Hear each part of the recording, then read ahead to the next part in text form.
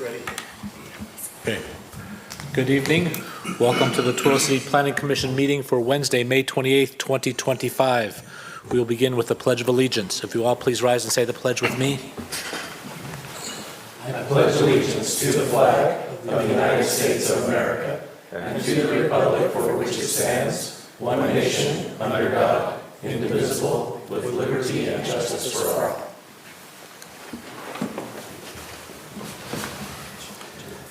Next on the agenda is our roll call. Commissioner Hammer. Here. Commissioner Proctor. Here. Commissioner Sloan. Here. Commissioner Hamilton. Here. Commissioner Dunn. Here. Commissioner Anderson. Here. I'm Commissioner Robinson. I'm here. We excuse Commissioner Jensen. We recognize from staff Mr. Agard, Mr. Page, Ms. Fairborn, Councilmember Manzione, and Mr. Baker. We excuse Councilmember Hanson, who is busy this evening. Before we get started with the agenda, I just want to state that if any of you are here to address the public hearing for the conditional use approval permit for mini storage, it was determined by staff that that does not need a public hearing and that can go into place without a public hearing, so we will not be addressing that this evening. Next on the agenda, a public hearing and decision on a conditional use permit request by Tooele City Parks and Rec Department to authorize the use of public buildings to occur on property located at the intersection of Vine Street and Drew Bay Road on 1.44 acres. Mr. Agard. And I'm sorry, I forgot to recognize Mr. Cook. Hi, Darwin. Also here. Thank you, Chairman. This is an application for a conditional use permit to authorize an expansion to the Ochre Hills Golf Course parking area. The property is highlighted in red on the aerial photograph. It's on the northwest corner of the intersection of Drew Bay Road and Vine Street and sits immediately south of the golf course and immediately east of the new Velo on Vine townhouse development, which is, I believe, completely built out at this point. There will be a little clubhouse located to the southwest of the subject property. Property is currently zoned R17, as are all of the surrounding properties. There's a little bit of R114 located to the south, to the southeast of the subject property.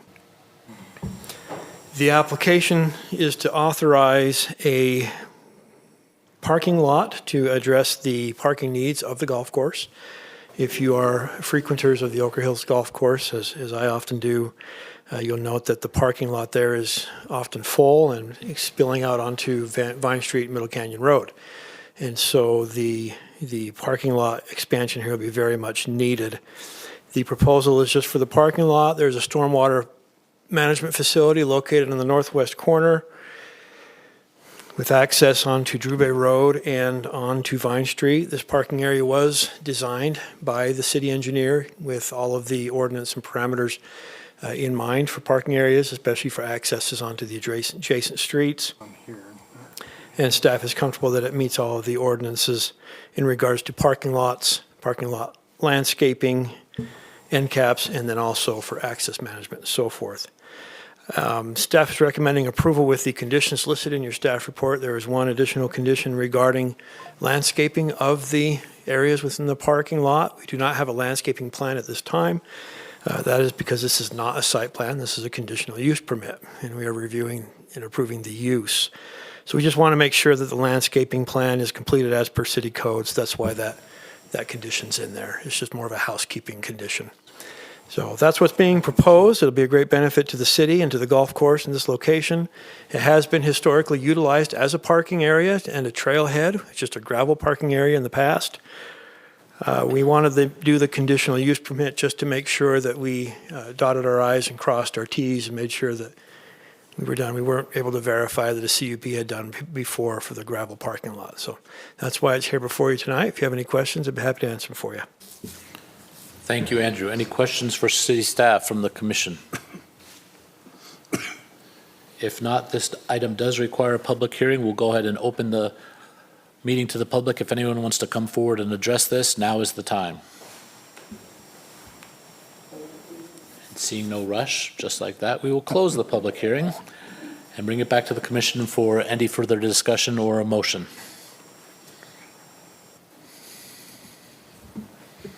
Chair, I want to make a motion. Commissioner Proctor. Move we approve the conditional use permit application 2025-050 by Tooele City Corporation to permit the conditional use of public buildings, facilities, and parks on 1.44 acres of property on the northwest corner of Vine and Drewbury Road in the R1 zoning district based on the findings and condition listed in the staff report dated May 23rd, 2025. I'll second. Motion to approve from Commissioner Proctor, seconded by Commissioner Anderson. Any discussion on that motion? If not, we'll take that to a vote. Commissioner Hammer. Aye. Commissioner Proctor. Aye. Commissioner Sloan. Aye. Commissioner Hamilton. Aye. Commissioner Dunn. Aye. Commissioner Anderson. Aye. The chair also votes aye. That is approved 7-0. Next on the agenda are city council reports. Councilmember Manzione, welcome, and it's all you. Thanks. Hello, Commissioners. I would first just like to thank you for you guys are a great planning commission. In pre-development meeting today, somebody asked how the planning commission was, and I said they're very awesome. So you are awesome, very professional, and I'm glad that you're here looking out for our city. So thank you for that. I have 3 items from our meeting to share. First, we did approve the ordinance changing regarding minor subdivisions, adding that commercial piece into just the minor subdivisions that you, I think, had at your last meeting. So we approved that. We also approved the parking change that was required by state law, update for the townhomes and affordable single-family housing parking. And then the last one is the ordinance that was about the rezone around 249 East, 1000 North, so around that our house. You guys had quite a healthy conversation about it, and you recommended forwarded a negative recommendation, and we did approve that rezone. I feel like maybe the presentation that was given at the Planning Commission was lacking a little bit of the information. We got the F game, you guys got the A that, game. that had that. So, I mean, I'd invite you to watch the city council meeting, or you can ask questions, but, just in regards to what the uses could be there, we felt like it fit, and there's a lot more to it's a kind of a bigger part of a bigger plan, in the city with getting some property there and the road punched through to 1280, which is really a necessary thing for the city. So we did approve that. I'm happy to answer any questions. You guys were given a lot more information than we were, so we can reflect that to applicants. Give us the A game too, so we Yeah. can make that best decision as well. But, Yeah, so I did listen to that. apologize for that. And I mean, maybe we did have it on a work meeting before, and I probably could have said something more about it beforehand, but I didn't. And it is what it is, but we did approve that. Well, you and Ned both represented us well up there. I appreciate you. Thanks. Any questions? Thank you. Okay, thank you. Okay, next on the agenda, the review and approval of minutes for the meeting held on May 14th, 2025. Any fixes, edits, corrections to those minutes? Yes. Commissioner Anderson. Commissioner Jensen was both present and excused. He takes a pretty special commissioner pull that He is magic. That's why he never misses. Right. out. So if we actually don't excuse him tonight, he's even, he's par. Good catch, Kelly. We can get that fixed. With that correction, I move that we approve the minutes. Okay, a motion to approve the minutes from Commissioner Anderson. The chair will second that. Any discussion? We'll take that to a vote. Commissioner Hammer. Aye. Commissioner Proctor. Aye. Commissioner Sloan. Aye. Commissioner Hamilton. Aye. Commissioner Dunn. Aye. Commissioner Anderson. Aye. Chair also votes aye. Those minutes are approved 7-0. Now we get to be trained. Mr. Agard. Give me just a second here to bring up the other presentation.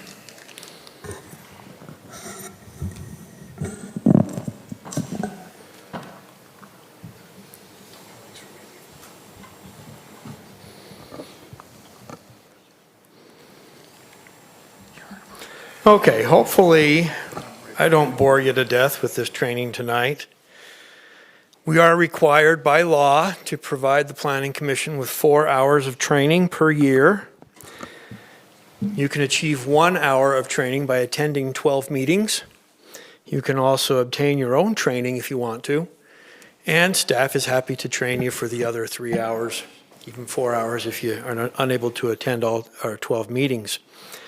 A few weeks back, I can't remember which one of the commissioners suggested this to me, but they said they would like to know a little bit more about the city's community development department and some of the things that we do and some of the processes that we go through in regards to development. So in putting together this training tonight, I thought, well, I'll train you on our department, and I'll also offer a little training on conditional use permits. You deal a lot with conditional uses, and you've had some questions in the past, and hopefully we can work out some of those questions to get you a little more comfortable with that. So to start, the Tooele City Community Development Department is the department in the city that basically oversees all development within the city. I put together this little flow chart showing how the department is organized. You'll see at the top is Mayor Debbie Nguyen. She is the Chief Executive Officer of the city, and she is responsible to make sure the Community Development Department does what it needs to do. Underneath her is the Community Development Director. That's me. Okay. I never wanted to be the Community Development Director, but Jim left, and I took the opportunity to fill his shoes. And I'm glad I did. It's been a good experience for me, and I'm lucky I have good staff and have a good planning commission to work with, and the city council is excellent. So we've got a good city, and it's a good department to work for. There are 4 divisions within the Community Development Department. There is the Planning Division, the Building Division, Business Licensing Division, and the Code Enforcement Division. And each division has individuals that are set aside for specific roles. In the Planning Division, we have the City Planner, who's also our zoning administrator, and that's Mr. Page. We have in the past had a land use technician. We don't have one of those on staff currently. I hope that in the future we are able to expand a little bit and acquire a land use technician. And then we have an administrative assistant who basically helps me do my job and helps me administer the department. In the building department, we have a building official. We have 3 building inspectors, and we have a building clerk. And we also have 1 plans examiner. Business licensing, we have 1 business licensing specialist, and in code enforcement, we have 1 code enforcement officer. And then, of course, we have the city engineer, who is Paul Hansen. Now, Paul is a contract engineer, so he's not an official employee of the city, as he always likes to say, but he is within our department, and he does a lot of work with community development, and usually you see him at Planning Commission. So that is our department. And I'd like to explain what each position does just for your information, and then go into some of the applications and how we process applications when they come in. First position is the Community Development Director. What do I do all day? I tend to describe my job as I put out little fires all day. That's what I do. But I do have some specific responsibilities. Number 1, I oversee and ensure that all divisions within my department are fulfilling their responsibilities. So it's my job to make sure the city planning is getting done. It's my job to make sure the building inspections are being conducted. It's my job to make sure business licenses are being reviewed and renewed. And it's my job to make sure the city's code enforcement officer is out there enforcing the code. I also oversee the department budget, purchasing of items needed by each division. In many cases, I am the appeal authority. So if the zoning administrator issues a interpretation on an item and the applicant doesn't appreciate that interpretation, I am the appeal authority for that. So I can handle appeals from time to time. I ensure the city ordinance and building code is enforced.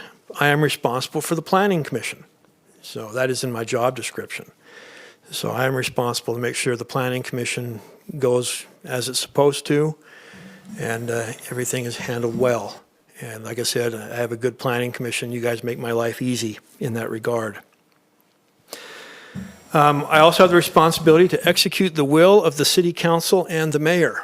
So when the City Council passes a law, it's my job to make sure we enforce it. I also maintain the city's zoning code. I spend a lot of my time going through the ordinance and looking for things that need to be changed or things that need to be updated to meet current trends and current needs of the city. I bring a lot of those to you. You've seen a lot of those in the past, and I have a laundry list of things that I'd like to tackle in the future. And then I ensure that each division has what it needs to do and fulfill their responsibilities. My administrative assistant and the clerk, they are what I call the front line of my department. They take in the applications for both building permits and planning applications when they are brought to the counter by developers and residents and so forth. The administrative assistant assists the director and department staff with administrative matters. This individual schedules building and planning inspections, schedules meetings in my behalf, and they also schedule and coordinate pre-development meetings. You've probably received emails from Alyssa. She is the one who schedules and coordinates those meetings as they are needed. The administrative assistant takes direct customer phone calls, provide general assistance to the public as needed, and do a plethora of other small items I don't need to go into detail about. They are the backbone of the community development department. They keep us running. They keep the inspectors busy. They keep our applications moving. They are an integral part to what we do in this department. The building official, he's one of my right-hand men. Without the building official, I would have some difficulties. I am not a building inspector. The building official oversees the building division. He oversees the 3 inspectors and the plans examiner. He supervises and assists the building inspectors and plans examiner. He renders special decisions on building code matters. Now, sometimes there are ambiguous building situations that arise where the building code isn't clear on how to handle that. The building official has special authority to make interpretations and to make certain judgments in regards to those situations. The building official grants certificates of occupancy. So anytime a building is ready to be occupied, the ordinance requires that C of O come from the building official. Now, he has delegated some of that to building inspectors, but it's the building official that has to make sure a building is ready for occupancy. The building official also ensures proper licensure and training of the city's building inspectors. Now, building inspectors are beholden to state law, not so much city code. And so therefore the state requires certain licenses and certifications for the building inspectors. And the building official's job is to make sure that they are always current on their licenses and on their certifications. And then from time to time, the building official will conduct commercial and residential building inspections as needed. Our plans examiner, her name is Barbara Vargas. She reviews residential building plans for building code compliance. So when we get a submittal of plans, whether digital or in paper, she rolls them out and makes sure they comply with all of the aspects of the state code. She also can assist the building official in commercial plan review as needed and reviews residential permits for zoning compliance. We have 3 building inspectors, and they do the inspections for residential, commercial, and industrial buildings in regards to international building code compliance. They are responsible to enforce the building code. They also investigate building code compliance complaints. So if we get a complaint in our office from a member of the city that says, hey, they're building a structure too close to the property line or too close to the house, we send our building inspectors out there and they take a look at it. And number one, they're going to determine if they have a permit. And then number 2, if there's a problem, if they don't have a permit, they're going to issue a stop work order. And if there's a problem with the placement of the structure or the construction of the structure, they will issue a stop work order until the issue has been resolved. They have a difficult job sometimes. Sometimes people will start building a structure and they don't have a permit and they have to go tell them to take it down, and it doesn't go over very well with people. And they're very good at what they do. They investigate building code compliance complaints, and they require specific licenses and certifications. The city planner. Now, our city planner is an executive level city planning position. It's pretty much the top of the career ladder for planners. The only place you can go higher than that would be to become a director of a department. And so the city planner oversees all new and redevelopment applications and coordinates them through the development process. So when an application comes in for a subdivision or for a site plan, immediately it is sent by Alyssa to Kent, our city planner, who then loads that plan or those drawings onto a software we use to review plans called Bluebeam. I don't know if you've heard of Bluebeam, but it's a very convenient software we use to add comments to our plans. And the city planner has to coordinate that review with other divisions in the city, other departments. I call them the Development Review Committee, or the DRC. And they consist of the fire department, the public works department, and the city engineer, and then the city planner. Each one of them does their review from their particular perspective. Public works department's going to look at roads, is going to look at pipes, is going to look at meters, is going to look at valves, all those kind of things that help get the utilities to that particular location. City engineer, he's going to be looking at stormwater management. He's going to be looking at traffic issues. He's going to be looking at grading and drainage and so forth. The city planner, he's going to be looking at ordinance compliance with our city's zoning code, aesthetics, landscaping, issues related to that. And then the fire official, he's going to be looking at fire hydrants. He's going to be looking at, is the structure sprinklered? He's going to be looking at certain radiuses so the truck can turn and get into a certain site. So each one of them will conduct their review, and then they stamp those plans as to whether they want revisions or as to whether they want approvals. And then the city planner sends those back to the applicant, and we have a little back and forth with the applicant until we get to a point where we're ready to recommend approval. Once it's approved by staff, that's when we move it on to Planning Commission to bring it to you for your approval. And I say approval because in regards to these things, you are the approval body, and they don't go to the city council. The city planner writes staff reports for the Planning Commission and prepares the Planning Commission meeting. The city planner is the zoning administrator and issues official interpretations to the code. Reviews all business licenses for zoning compliance, reviews all site plans for zoning compliance, and regularly meets and assists with the general public. One of the biggest utilizer of a planner's time is meeting with the general public. People have come in all times during the day and have all kinds of questions. You'd be surprised what people ask. And so the planner has to be able to point to the code and understand where that information is in the code. The city planner is a very critical position to me. I can't do the city planning and the directing job at the same time, so very important position for the city. Our business licensing specialist, her name is Denise Hall. She accepts and processes all new business license applications. She also oversees and processes all annual business license renewal applications. So if somebody wants to conduct a business in the city, whether it's in a commercial structure or in their home, they go through the business licensing specialist. She also meets with general public on business license inquiries, conducts business license inspections. So she'll go out to a business and she'll verify that they have their business license displayed where it can be seen and that they're doing and conducting the business that they said they were going to do on their business license. So she goes out and regularly meets with business owners. She also enforces business license violations, such as businesses operating without a license. We have a specific process set up for a business that is operating without a license, and we will continue to enforce that with fines and ultimately a default judgment if we need to. The business license specialist coordinates business license inspections with the health department, fire department, and our building division to ensure necessary safety precautions for the businesses. She's a busy lady. And then our code enforcement officer. Our code enforcement officer has probably what I would consider the most difficult job in the city. He puts up with a lot of verbal abuse in regards to what he does every day, and he handles it well.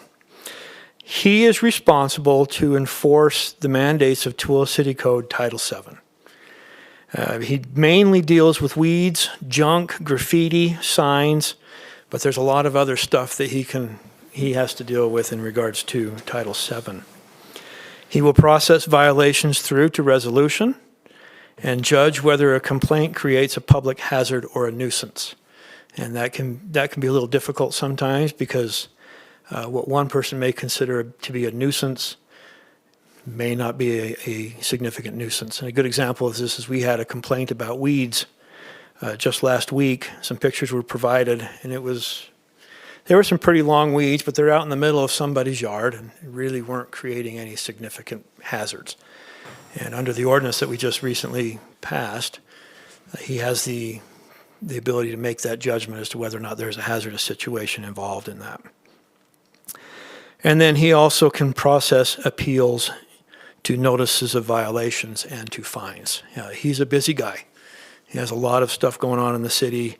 Tooele City is over 40,000 people now, and he's one code enforcement officer for the whole city. So he's got his hands full. So those are the positions within the Community Development Department. If I proceed any further, do you have any questions about that? Any comments, any thoughts?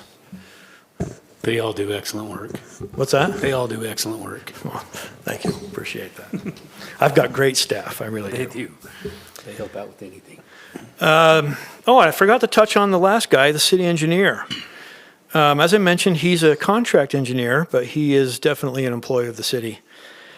He works for all city departments on road construction projects, parks projects, water projects, wastewater projects, and a whole bunch of other stuff. He's constantly working to improve the city's water resources and find new sources of water. And our city engineer is one of the foremost experts of water in the state of Utah. He is a brilliant man when it comes to water. Listening to him explain depletion and diversion, it's impressive. I can't do it, but Paul can. Paul reviews all development plans and participates in the building permit review as needed, meets with potential applicants and the public as needed to provide water and infrastructure information, and he also advises the Planning Commission and City Council as needed. So, I'd like to now move into what kind of permits we issue and how we process those permits. I'd like to start with building permits. When is a building permit required?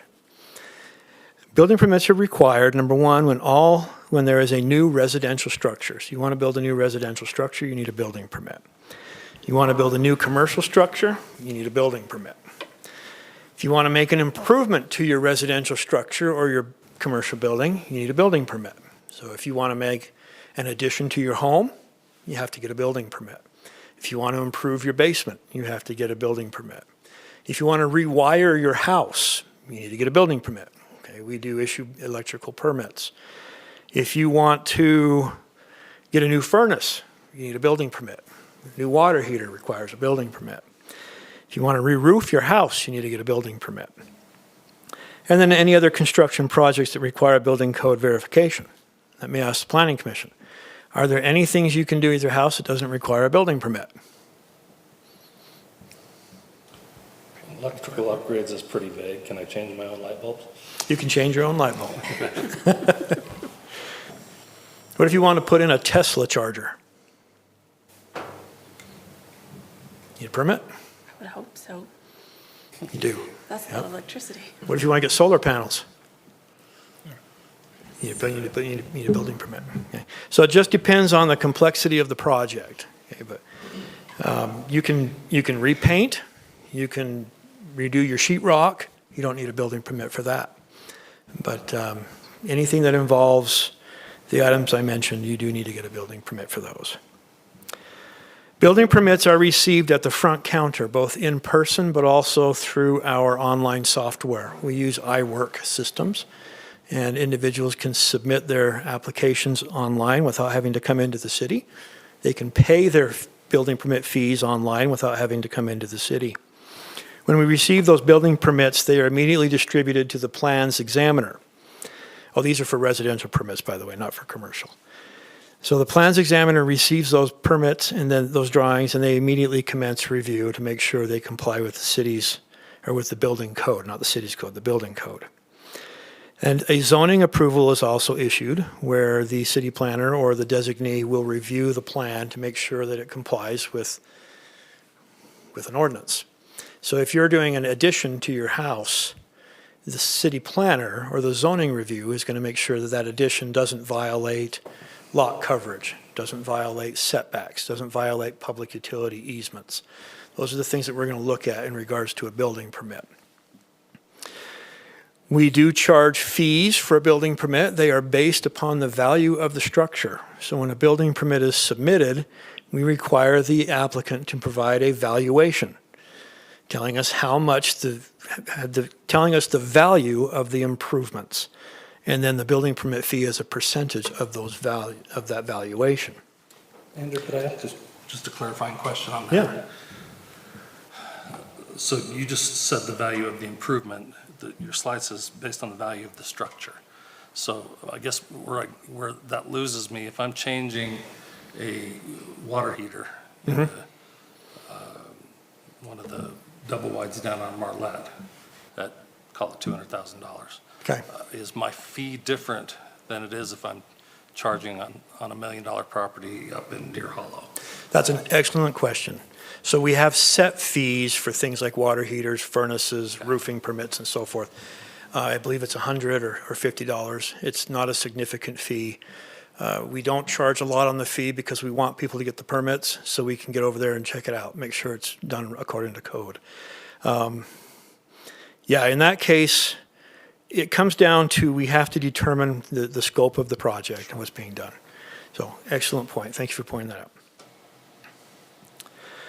For commercial permits, the process is somewhat similar to a residential permit. We receive the permits at the front counter. We also receive those online. However, we do not have somebody in our staff that reviews those permits. We typically will send a commercial permit to a consultant. In this case, we use WC3, who is called West Coast Consultants. And they will review the commercial permit for compliance with the state code, and then they'll issue corrections as needed.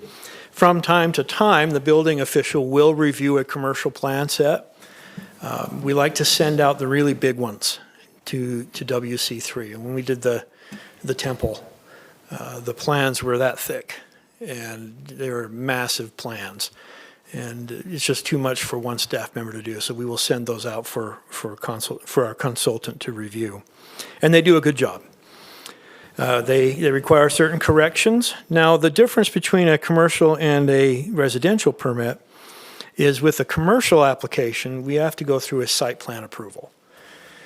You've seen some commercial site plans come to you before, and I'll discuss those a little bit later. But we cannot issue a building permit for a commercial structure until the site plan has been approved. And so sometimes site plan approval will hold up a building permit. We try to get the applicants to submit to get their site plan done before they finish their building permit. Doesn't always happen that way, but we cannot issue the building permit until site plan has been approved. Again, the fees are based on the value of the structure, if it's a new structure, or the value of the improvements, if it's an addition or an interior tenant improvement. We collect fees, and this is when water rights are addressed as well. Paul will not sign off on a building permit until he has verified that water has been satisfied. Either they provide the water or they approach the city council and get the city council's approval to buy the water from the city. We then issue the permit. The building inspectors conduct their inspections, and when they approve all of the inspections, the building official issues a certificate of occupancy. That is when they can take occupancy in the building and begin conducting their business and doing whatever they need to do within their structure.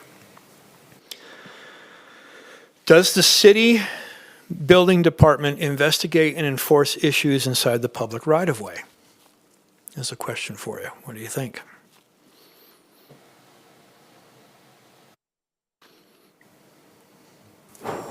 I would say yes. Please. Nope, we do not.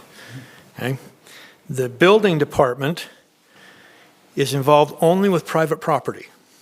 Okay? Anything that's involved in the public right-of-way, that is the purview and the responsibility of the Public Works Department.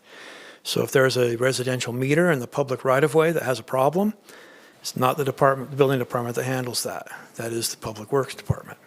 Now, if they want to put in a new sewer line behind the property line, building inspectors will go out and take a look at that, and we issue plumbing permits to verify those. So the building department pertains primarily, in the majority of the time, to private development.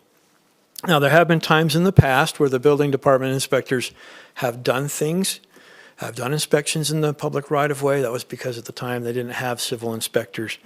We have those now, and our building inspectors typically are not involved with public right-of-way. Okay, planning permits. When do we require specific planning permits? This is where the Planning Commission is heavily involved. Number one, we require planning permits when there is new development of vacant ground, when there is redevelopment of occupied ground, when there is a division of land, when there is a new use proposed on land, or a new use proposed inside existing structures, or when there is a change of use on the land. That's when the planning department gets involved and when we have to issue planning permits. And there are quite a few planning permits. I'll go through a couple of them here for you. You're familiar with the subdivision preliminary plan. We bring these to you quite often for your approval. We used to have to take these to the City Council after a recommendation from the Planning Commission, but the state has changed that and has required that the Planning Commissions be the final authority on subdivision preliminary plans. Process for these is a little complicated before it comes to you. When an application comes to us, we first have to make a determination as to whether that application is complete. And the reason we do this is because the state has given us only 4 shots at reviewing a subdivision. We don't have any more than that. So after 4, we are obligated to approve it. And so before we accept an application, we look over it, make sure they have everything we need in order to conduct our review. Do they have their utility plans? Do they have their grading and drainage plans? Do they have a traffic study? Do they have their water rights? Do they have everything that we're going to need to review? If they don't, we will reject the application and determine it as incomplete. And then they'll have to resubmit with all the necessary information. Again, we do this because of the way the state has hamstrung us in regards to the number of times we can review a subdivision plan. We do not accept a subdivision preliminary plan if they do not have water. They don't have to dedicate the water rights to us at the time of submittal, but they do have to demonstrate that they have water rights and that they can use those water rights to satisfy the needs of their development. We used to take subdivision preliminary plans without verification of water. And we bring it to you for your approval. We bring it to the City Council for their approval. And then we're approving a subdivision that doesn't have water. We changed that policy. You know, we're not going to bring a subdivision to you that doesn't have water rights. And so if they don't have it, we're not going to process it. Once we receive the plans and the application is determined complete, the city planner again distributes those plans to the DRC for review. Now typically we allow, well, the city has adhered to its own policy of for the first review of 20 days. So we have 20 days to complete that first review, and usually the first review is pretty in-depth and takes a little more time. Any subsequent review is 10 days. So when they resubmit, we then start the clock for 10 days and get that review completed. Once staff has approved the preliminary subdivision plan, we require the applicant to go obtain what we call will serve signatures. So we're not going to bring a subdivision plan to the Planning Commission that the school district or Rocky Mountain Power or Dominion Energy have not reviewed and approved. We want to make sure that those utilities can be provided to that new development before we bring it to you for your approval. So they print out a paper copy of the plan and they go to those utility providers, post office, school district, health department, and they have them review and sign the preliminary plan.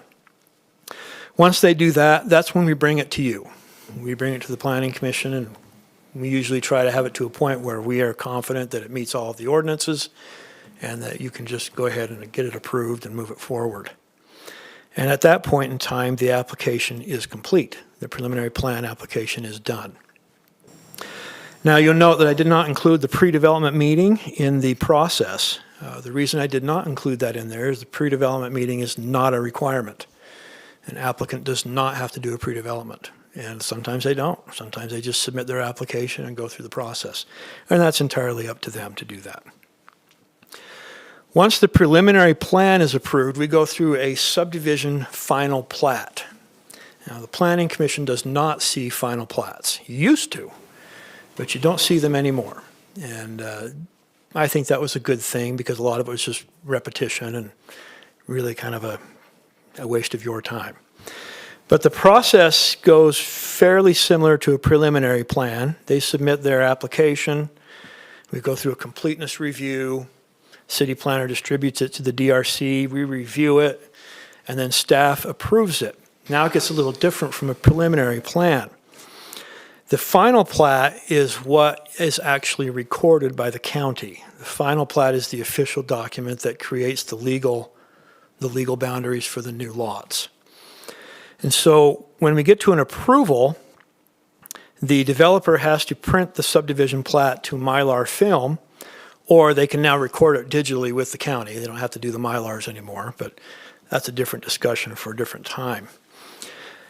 Before the city will sign a subdivision plat, they have to pay to the city a bond. And the bond covers all improvements in the public right-of-way, all public improvements. And so if you're going to have a meter connection, if you're going to have a sewer connection, you have to bond for that. You have to pay a specific amount to bond for it. And the reason we collect a bond is we want to make sure that we have the money set aside in case the applicant fails to build it. And so that way we have the money there that if we need to, we can get in there and we can finalize those improvements. We also require the water rights. Paul will not sign a subdivision plat until the water rights have been resolved. Roger and Paul will not sign the plat until bonds have been resolved. And I will not sign the plat until all of them have signed the plat. So it's a process that's in place to make sure that all of these things are complete and that the subdivision that's being built is a buildable subdivision. And that the people who are buying lots in those subdivisions can be confident that that subdivision is ready to be built on. And it's a process that works. It's not always popular to the developers, but it works. And then once the signatures are done, the subdivision is ready to be recorded. That's when I will send Alyssa or Kent to the county with the plat. They meet the applicant there, they record it. Once it's recorded, the subdivision is complete. The lots exist, they can begin to sell it, they can build on it. The subdivision is complete at that point. Commercial site plans. Now, you don't see as many commercial site plans as you do, say, multifamily residential site plans, and that's because the code is a little ambiguous in regards to how we process site plans, and that's a fix that's on my to-do list. But when we get an application for a commercial site plan, we first again determine that the application is complete, and then the city planner distributes to the DRC for review. The DRC reviews it, staff approves it. We then collect bonds and water rights dependent upon the use of the property. And it then goes to Planning Commission if necessary. And I put if necessary on there because the Planning Commission doesn't see every commercial site plan. Our ordinance has what we call design review elements. And an example of that is you could reduce a setback from 20 feet to 0 feet on your front yard if you get Planning Commission's approval. So if an applicant comes in with a site plan and they want to reduce their setback according to that design review element, we then bring it to the Planning Commission and you would approve that. If they don't request any design review elements, site plans are typically just approved at an administrative level. Once the Planning Commission is approved or once staff have approved the site plan, we then sign off on any pending building permits. So we, as I mentioned, we can approve a building permit without site plan approval. So if a site plan comes to you and you table it or you continue it, we are not able to issue a building permit until we have your approval. On the flip side, applicants sometimes don't like to wait to have it come to the Planning Commission. We say, too bad. It has to go to the Planning Commission. So you have some involvement there in getting a building permit issued. Multifamily residential site plans are very similar. The difference in that is a multifamily residential site plan requires Planning Commission approval by ordinance, where commercial site plans do not. So that's why you see all of the multifamily site plans, because the ordinance specifically requires that. You have processed many land use map and zoning map applications. This application process is more of a legislative function, not an administrative function. This is one where you get to partner with the city council on making legislative changes. When we receive an application for one of these two, the first thing the city planner does is they will issue a notice of public hearing. The notice is sent out to property owners to apprise them of the public hearing so that they can come to the meeting and they can offer their opinions and their feedback and so forth. You've all been through public hearings, so. Planning Commission holds a public hearing and issues a recommendation. The item then goes to the city council, where the city council holds a public hearing, and then the city council adopts a new ordinance officially changing the land use map or the zoning map. Changes to the land use map and zoning map are done by ordinance. So every time we take it to the city council, we have to have an ordinance specifically written with an ordinance number to change that zoning map or that land use map designation. And Roger usually writes those ordinances for me, so I appreciate Roger's help on those. Andrew, could I interject a small item here? Go ahead. Tooele City's code is somewhat unique in Utah in that state law only requires one public hearing before the Planning Commission on these items, zoning and land use. Does not require a public hearing before the City Council. That is a city code requirement that we enacted back in '98 and have carried through. We found it to be a good practice so the City Council can also hear the public input, but it is not the norm.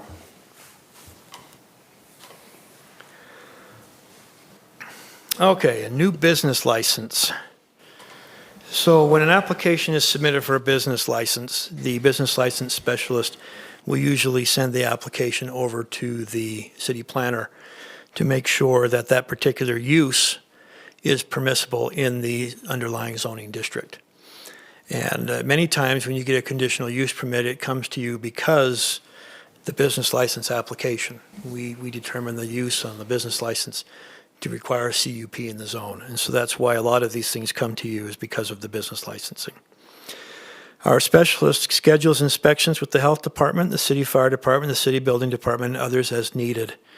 And then upon approval, the business license is issued. One of the things that we try to do as well is sometimes we have permitted uses. And when a use is permitted in a zone, it doesn't really give us an opportunity to scrutinize that business license. Sometimes you have permitted uses that generate different parking requirements.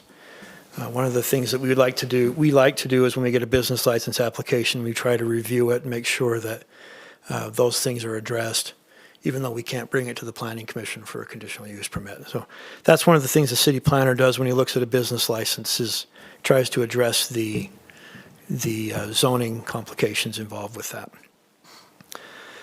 Our code enforcement officer, he can seek out compliance issues on his own or respond to complaints from the public or city staff. He does a little bit of both. He has been out there and found issues that he needs to resolve. But most of the time, he's responding to complaints from the public. Code enforcement only handles civil matters. He's not involved with criminal matters. Criminal matters are handled by the police department. So anything that has a criminal crime, misdemeanor, felony, Roger, correct me if I'm wrong on this, that goes to the police department. The code enforcement officer is only on civil matters. When he receives a complaint, what he does is he goes into the field and he investigates the issue. And then he has to use some judgment as to whether or not there's a violation there, or a hazard there, that a public hazard or a significant nuisance. If there is, he will then work with the property owner to correct the violation. Now, most of the time, people are pretty open to resolving the situation without getting into official citations. But sometimes people get pretty belligerent. And when that happens, he has to go through the process of issuing fines and getting them to bring their property into compliance that way. They can appeal a fine, and any appeals will go to the city's administrative hearing officer, who can render a judgment in that case. And then if ultimately they will not bring the property into compliance, the city then engages in abatement procedures and will be required to do the abatement themselves, in which case we will usually, and Roger, correct me if I'm wrong on this one, we will usually put a lien on the property and send them the bill for the abatement. Does that sound about right, Roger? We do it in the reverse order. We first send a bill. Only if they don't pay it do we pursue a lien. Okay. So that's how our code enforcement process works. As I mentioned, he has one of the hardest jobs in the city. People don't like to be told what to do with their property. One of the biggest problems with code enforcement that we experience is property owners will get into a dispute with their neighbor, and they want to use the city as a battering ram against their neighbor, and it really puts us in a difficult position. Happens quite often. But his role is important. There's no point in having a zoning code if we can't enforce it. And so he's out there enforcing that code for us. So that's the Community Development Department in a nutshell, what we do and how we do it. Any questions for me before I move into conditional use permits? Hopefully I didn't bore you too bad. So we're a busy department. There's a lot going on. This is a busy city. It's a very active city. And we have a lot of interesting people in this city. So. Okay, conditional use permits. What is a conditional use? Exactly what it says it is. You may have this use under certain conditions. Okay. This is the official definition. A conditional use is a permissible use upon which the approval authority has the opportunity to assign conditions to mitigate specific potential impacts onto the adjacent properties. Okay. So your role as the approver of a conditional use permit is to try and mitigate impacts. It's not a yes or no role. It is a yes, but we got a problem we got to fix. Okay. What does permissible mean? Allowed by the code. Say that again. Allowed by the code. Okay. Yeah, you can do that in the zone. It's permitted in the zone. One of the biggest confusions the public have in regards to conditional use permits, and you hear this a lot, I want you to say no to this. I want you to deny this. Well, that's not the Planning Commission's purview. The City Council already made the decision. The use is permitted in the zone. So that's one of the things that I wish we could convey to the general public, but not as easy as it would sound. How are conditional uses determined?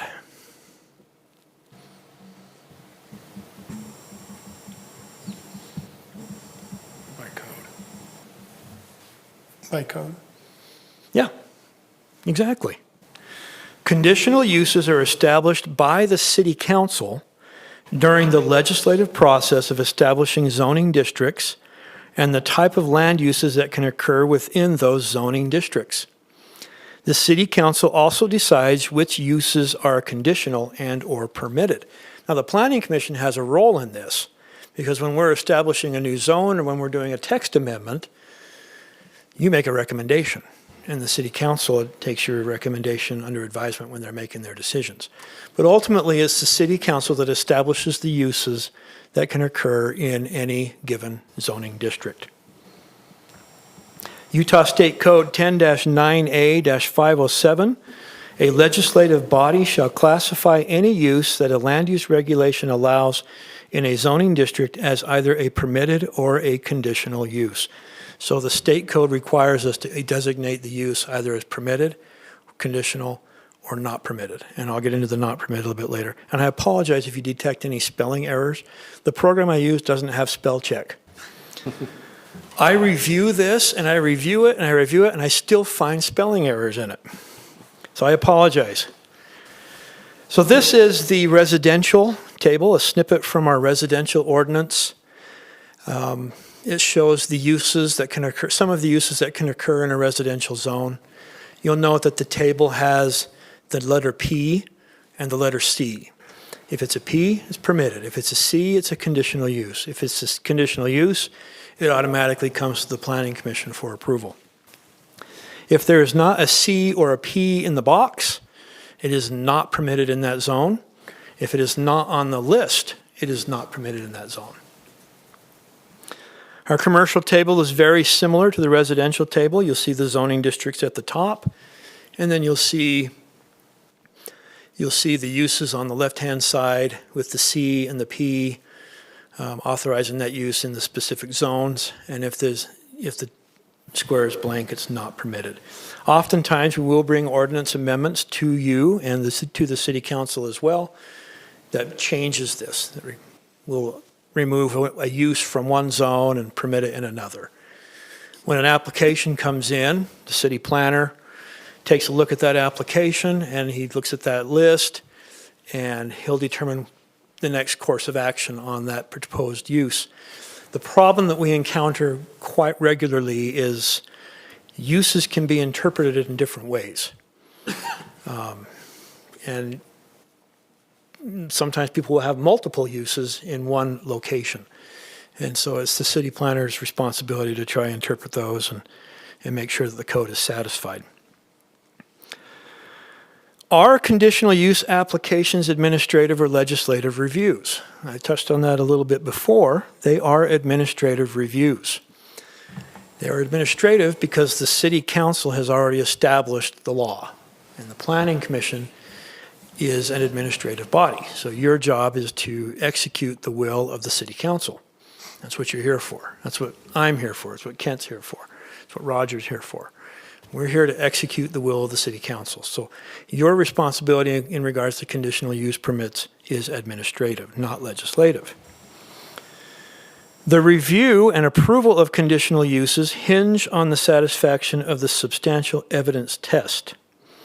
And what makes substantial evidence? And Roger, feel free to weigh in on this if you'd like with your legal expertise. I'll make an attempt, but I don't know how good it's going to be. What makes substantial evidence?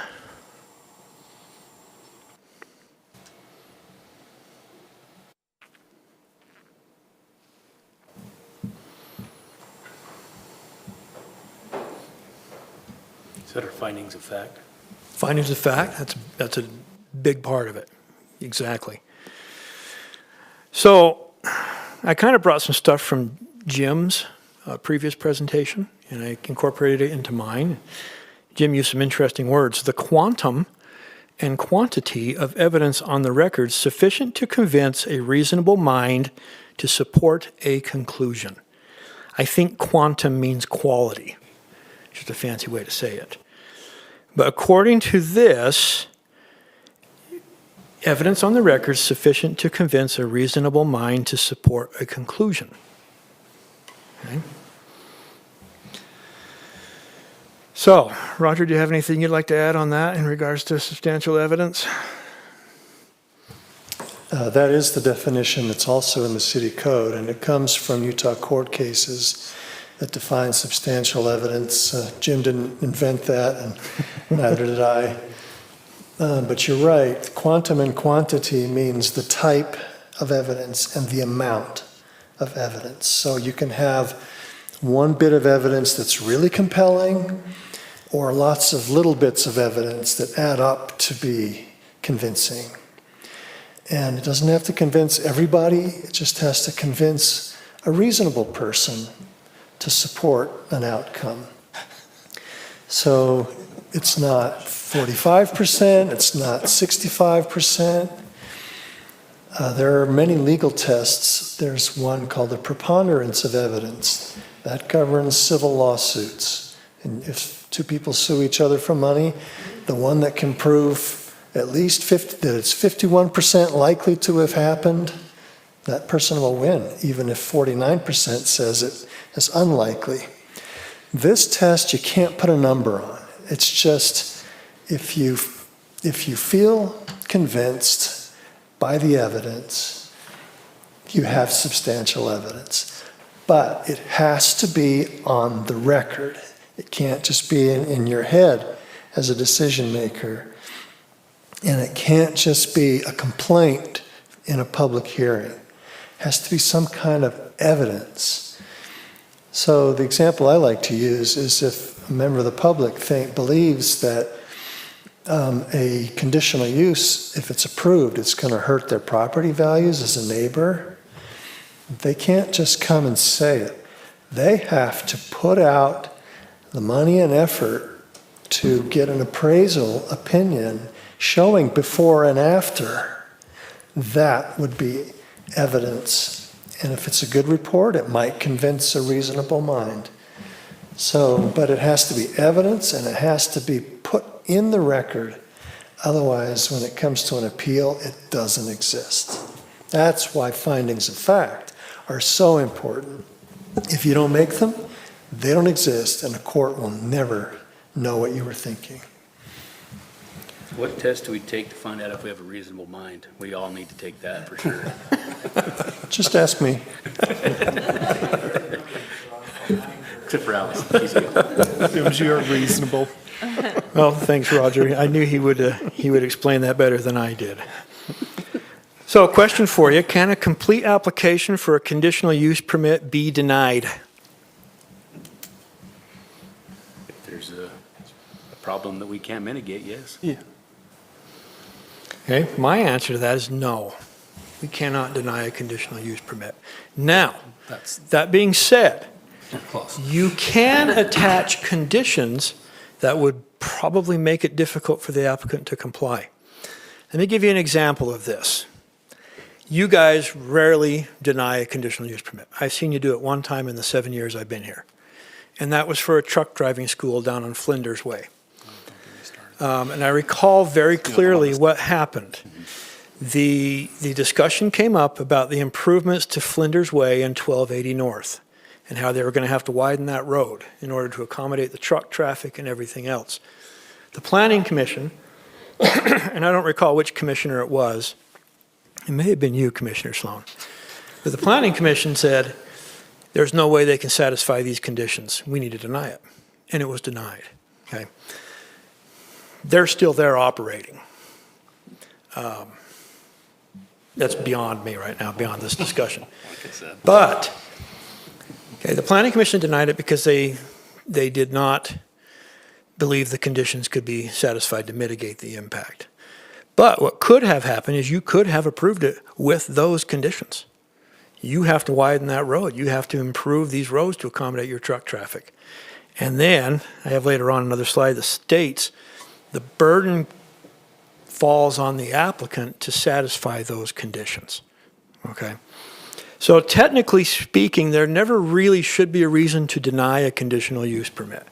You can always attach conditions to mitigate those impacts. Okay, so keep that in mind. When you did that hearing, that you explained it very clearly why that was the case. That's the only one I've ever seen you guys issue a denial on. But Andrew, whatever conditions you put on it have to be reasonable. And the court defines reasonableness. It's in terms of impact, proportionality, and a whole bunch of things.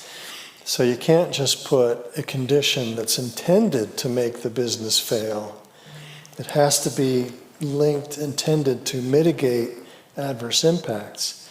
But Andrew's right. Sometimes the adverse impacts are so severe that there are no reasonable conditions that could mitigate those impacts.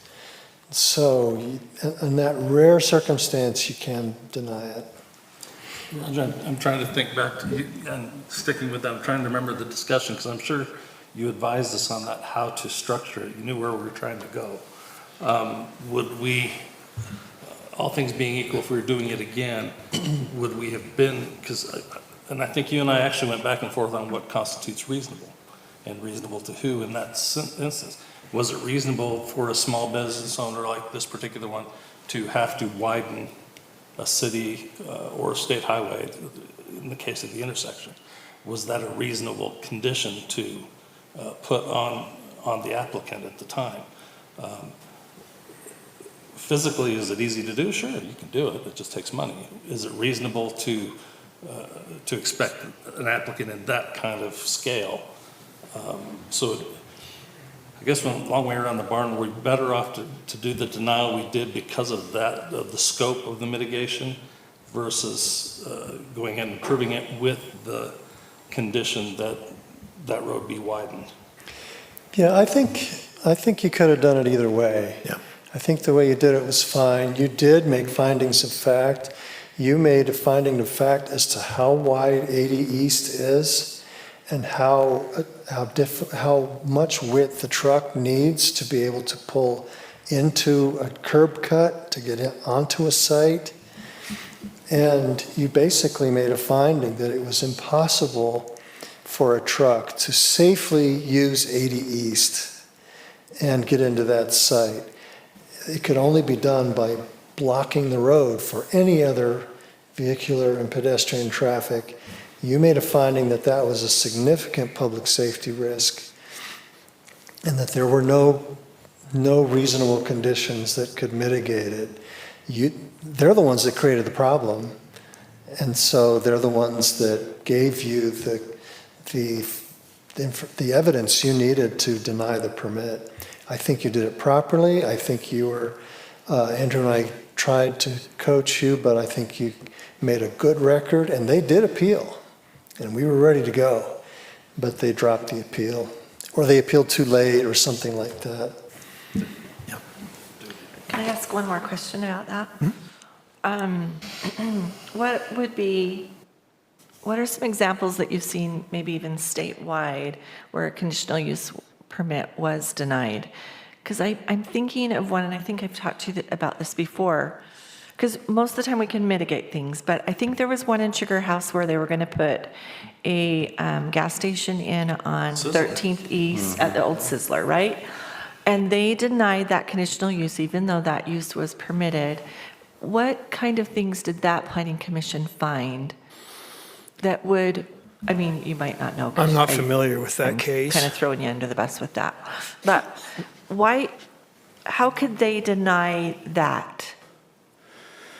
What would be some, was it just traffic? Does anyone else That's the remember? major one they used, that it was already, I think they said at the time, a failing intersection, that it was already over capacity, and that use, trying to remember exactly what they said, because they had entrance and exit onto, is it 1300 East? East, yeah.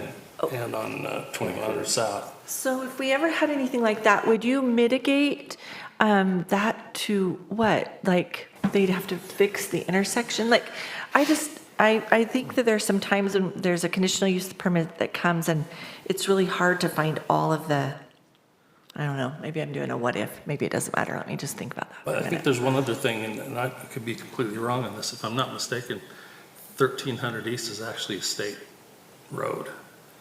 And if that, it would be similar to us trying to do something, On Main mitigate Street, something on yeah. Main Street SR36. that's way beyond our purview to do. Okay. And I think they used that as well. And 21st South probably is too, I think. I'll have to familiarize with myself. I'm not familiar with that case. It sounds interesting. Do you remember where the Sizzler was at that corner? It's on the southeast Yeah. corner. 21st South. Right, and it was there 13th forever. East. House Park. And they wanted to put like a Maverick or a convenience store of some sort. And the city just determined there was way too much traffic impact. Because we get that argument a lot, that there's too much traffic, or there's something about. But I think what we don't deal with maybe, and you touched on it, Roger touched on it from an evidentiary standpoint. Oh yeah, the public may think that's too much traffic. We may think it's too much traffic. But unless we can put Unless the something, proof is or there. unless they can bring to us, okay, I've done a car count, it's gonna do this and this and this. We have to, in order to make it defensible, we have to be able to give the same evidence that they would have to give. In that circumstance, you really would need a traffic study that identifies the adverse impacts to the neighbors and that identifies mitigating conditions. And you'd have your traffic professionals say, there's no way to mitigate this.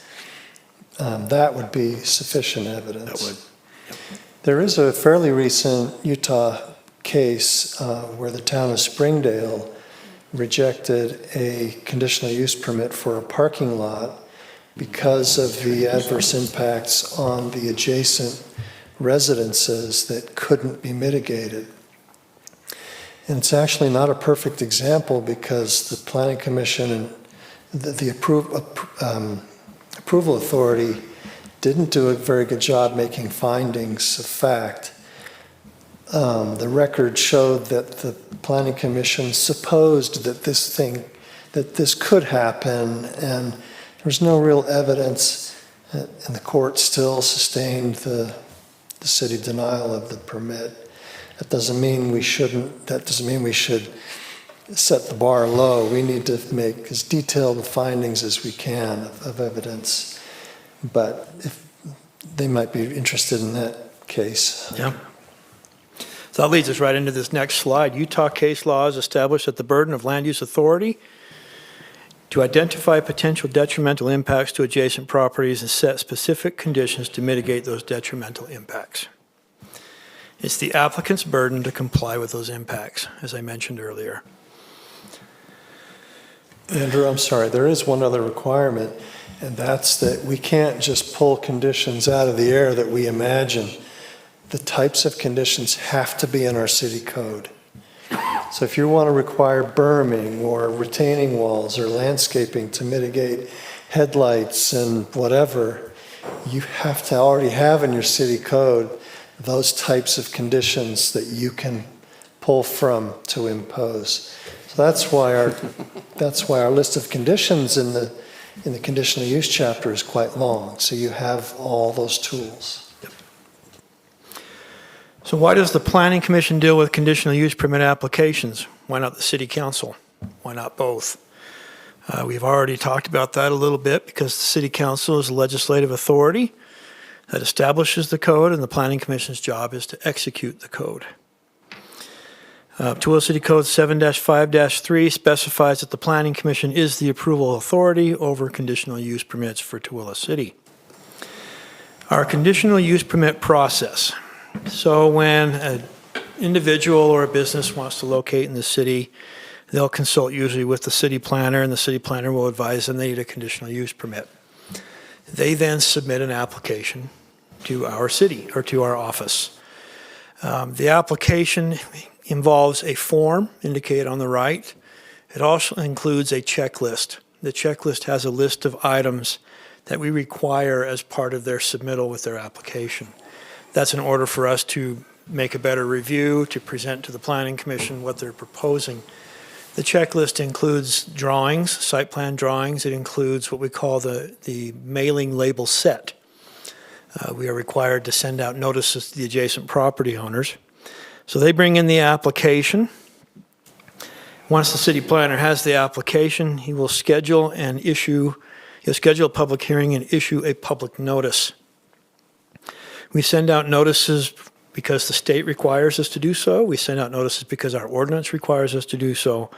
We send out notices because we want the input from the public, particularly those within close proximity, who would be most impacted by the proposal. So we send out notices 10 days prior to the meeting. The notices are posted in City Hall, on the city's website, and also on the state's public noticing website. We also mail notices to all property owners within 200 feet of the subject property. Now, we send notices to property owners. We don't send notices to the resident. Sometimes we send notices to people that live in Spider's Breath, Louisiana, okay, because we send it to the property owner, not to the renters. However, those that are residing within the structure are more than able to come to the meeting if they want to come and have an input on that. This is the heading of one of our public notices. Our notices typically include the date, the time, and the location of the meeting. We also include a little blurb about what's being requested. And then we include a map, usually an aerial map that highlights the property or pinpoints the location of the property, so that the public have a clear knowledge of when that hearing is, where that hearing is, and what property is involved in that hearing. But can I just mention that none of that is required by state law. You don't have to have public hearings. You don't have to bring them to the Planning Commission. But that's traditionally how cities have done it, and we continue to do it that way. Many cities have moved to administrative conditional use permits where staff identifies the adverse impacts, staff identifies the mitigating conditions, makes the findings of fact and so forth. But this is how we do it. So. Interesting. Okay. I don't like having the barrier between the public outcry and the elected officials and the public outcry and the staff. We're making big money to take this abuse. Yes, you are. Okay, the third step in the conditional use permit process is staff reports. So the city staff writes the reports and prepares the maps for the planning commission. Typically, the city planner writes these reports, but other staff may also write them. I write them from time to time. Roger may write a staff report. It just depends on the member of staff and whether or not it's their file or their responsibility. Staff reports are typically provided the Friday prior to the meeting. That is not an official policy. We just do that to try to give the planning commission as much time to review. We just have to have those reports in the agenda posted 24 hours before the meeting. But we try to get them out to you on the Friday prior. Our staff reports include facts about the subject property, descriptions of the issue involved, staff's identification of potential issues, staff's identification of conditions, staff's recommendation, maps, and plans, model motions. Now, that being said, the Planning Commission is not obligated to follow staff's recommendations or to utilize staff's identification or conditions. You approve the conditional use permits, not staff. And so if there are alternative motions or alternative conditions that you wanted to use, just make sure you put those into the record and state your evidence for those. Staff is an advisory body to the Planning Commission. We give you advice. We don't tell you what to do on those things. So you have, as a body, the authority to make those decisions. Number 4, the public hearing. Typically, staff will do a presentation, and the applicant will also do a presentation if needed. Public comment is taken and public hearing is closed. Planning Commission usually will do the public hearing prior to an applicant presentation. That's entirely up to you guys how to do that. A decision is usually rendered at the same meeting. Impacts are identified, conditions are determined, motions are made, and then there's a vote on the item. And then once we have that, we send out a written notification to the applicant. Usually the notification will include the date of the decision and then the conditions of approval. And then we put that in the file, and we keep that on file, both with their business license and in the planning file, so that we have that on record. Tooele City Code 7-5-4, prior to approving or denying a conditional use permit application, the Planning Commission shall make in the business meeting at which the public hearing is conducted a findings of fact.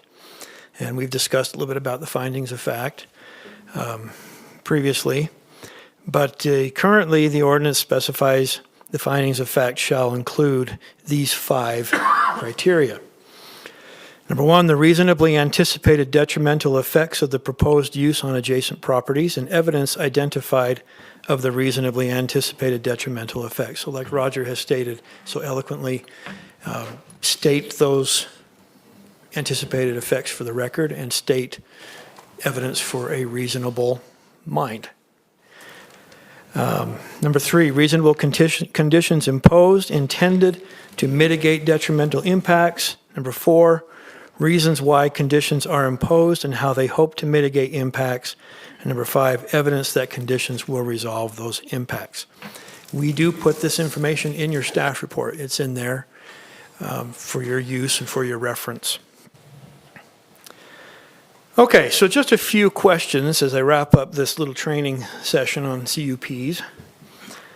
Is the Planning Commission obligated to follow staff's recommendations, conditions of approval, etc.? No. Nope, you are not. You can formulate your own motions, formulate your own conditions, formulate your own findings of fact, however you want to proceed. Okay, you guys make that decision. I don't, Kent doesn't, Paul doesn't, you guys do. Who is responsible to see that a conditional use permit and its conditions are upheld by the applicant? Yeah, me. That's my job. Kent, too. Kent gets to do that, and if there's a problem, we usually send out Fa'alili and let him do the dirty work. But yeah, that's my job. Okay, you don't do that. You approve it, you set the conditions, and then staff takes care of it from that point. A good example of this recently has come to light is the Swig, just north of the Wells Fargo. There's been an issue there where Wells Fargo has been blocking the access. And originally I thought that we needed to bring it back to the Planning Commission. I think I may have told Commissioner Hammer that very thing, that we need to bring it back to Planning Commission. And I brought the matter up with Roger, and Roger quickly pointed to the ordinance and said, no, it does not go back to Planning Commission. Okay, that's my job. I'm the one that has to investigate that and make sure that those conditions are upheld.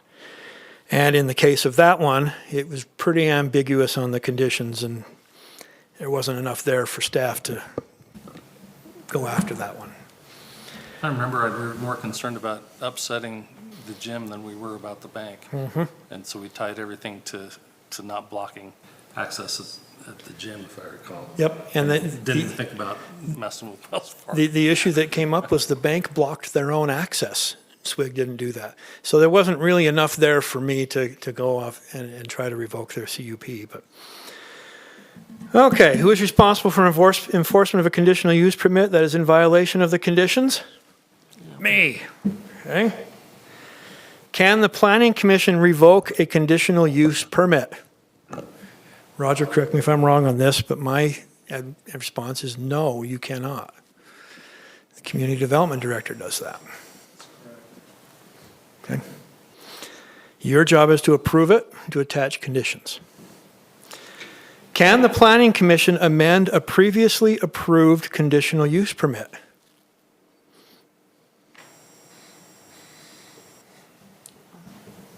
You just did one. Yeah, we did. Yes, you can. You can amend a previously approved conditional use permit. You did that with the coffee shop and the shed. So, I believe that you cannot do that without notification to the property owner or the applicant. Does that sound right, Roger? They'd have to. Well, the Planning Commission can only impose new conditions if they identify new impacts that weren't identified at the original hearing. Okay. But yes, you can amend a previously approved CUP. Can the Planning Commission establish impossible conditions if they are opposed to a proposed use to prevent it from locating in a particular location? Let's say you don't like that store, you don't want it there. Can you impose a 100-foot tall masonry wall? No. As a condition of approval?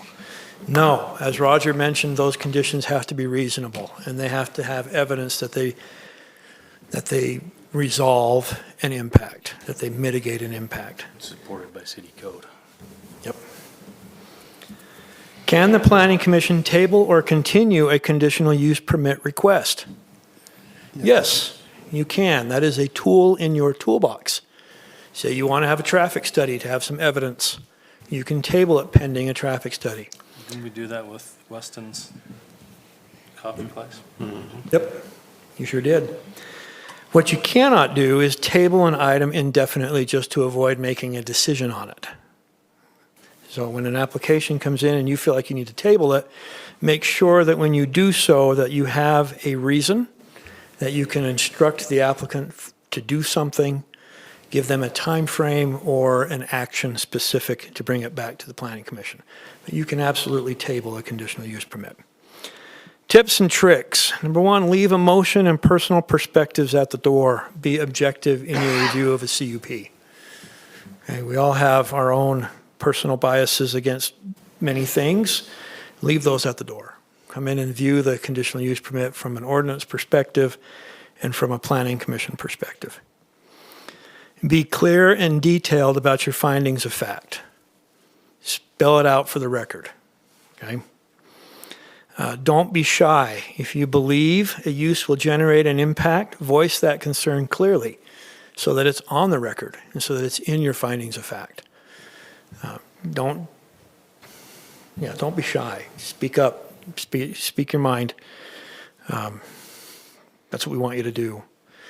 And this one, don't rely on staff or the staff report, okay? Kind of a slap in my face because, staff does our best to get you the information that we can. But as I mentioned before, you're making the decision, staff is not.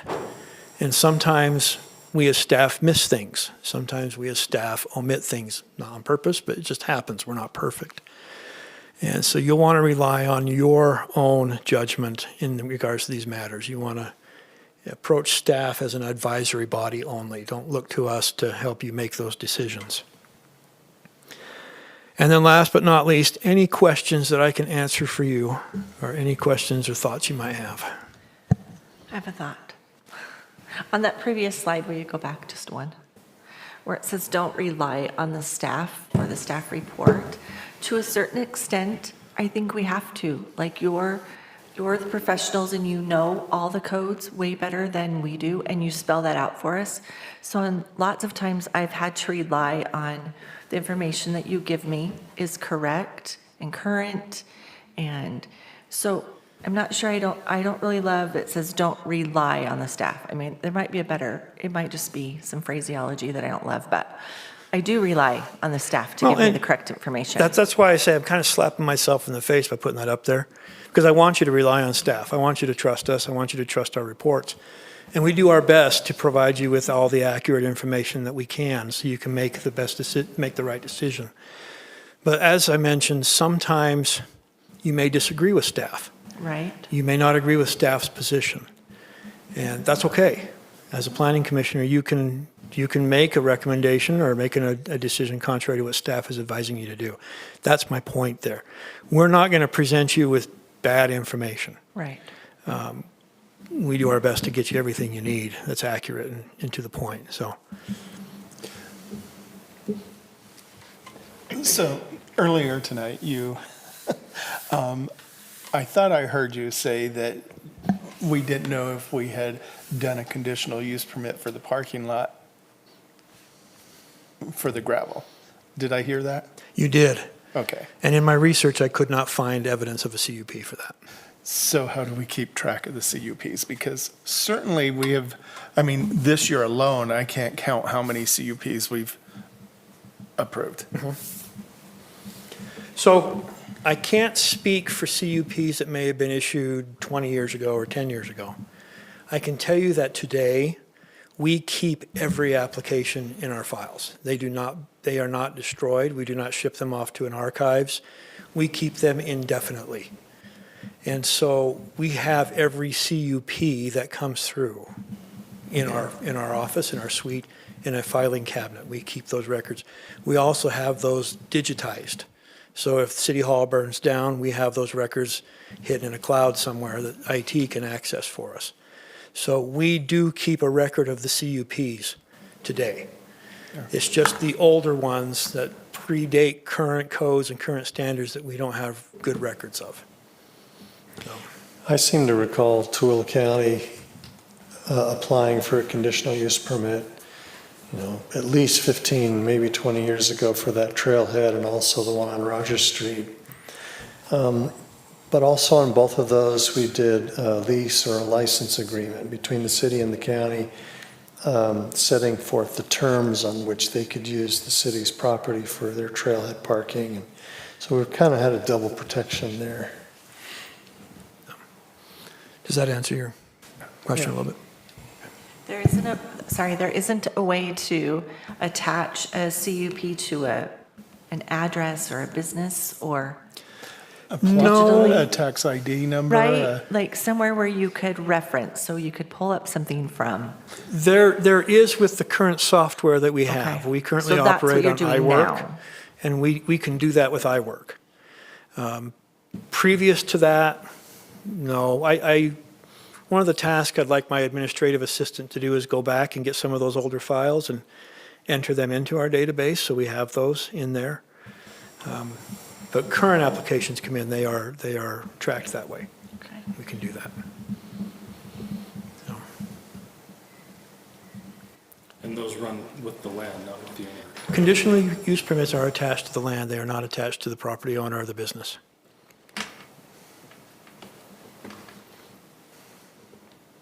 Any other questions? Did I confuse anybody? Did I bore anybody? I find this stuff interesting, but I'm a planner, so I like this stuff. Okay. Well, I appreciate what you do for us, you guys. I want to say exactly what Councilwoman Manzione said. You're a good planning commission. You guys do good work. You understand your authority. You understand your role.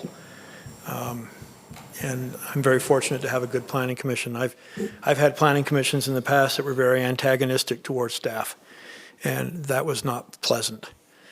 You guys have never been antagonistic towards staff, and you always do a really good job up here. So I appreciate you.